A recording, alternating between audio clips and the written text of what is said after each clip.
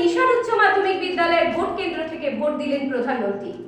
Vote দেওয়ার পর তিনি দেশবাসীর উদ্দেশ্যে বলেন, দেশবাসীকে আর্জি করব, গণতন্ত্রের ভোটদান সামান্য বিষয় নয়, ভোটদানের একটা মাহাত্ম্য আছে।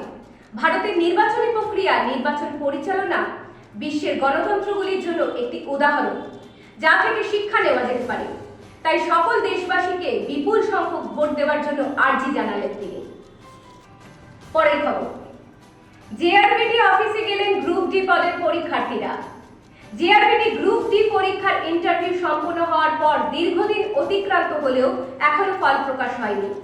এই বিষয়ে বিস্তারিত জানতেই মঙ্গলবার অফিস লেন স্থিত জেআরবিটি অফিসে গেলেন পরীক্ষার্থীরা।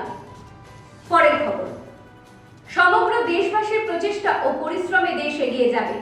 মধ্যপ্রদেশের খারগনে নির্বাচনী জনসভায় এই মন্তব্য করলেন প্রধানমন্ত্রী নরেন্দ্র মোদী। তিনি বলেন, আপনাদের একটি ভোট ভারতকে পঞ্চম অর্থনৈতিক শক্তিতে পরিণত করেছে। আপনাদেরই একটি ভোটে আদিবাসী কন্যাকে রাষ্ট্রপতি বানিয়েছে। এবং তিনি আরো বলেন, আপনাদের একটি ভোট 25 কোটি মানুষকে দারিদ্র্য থেকে বার করেছে। এখন এই পর্যন্ত, ফিরবো পরের খবর নিয়ে।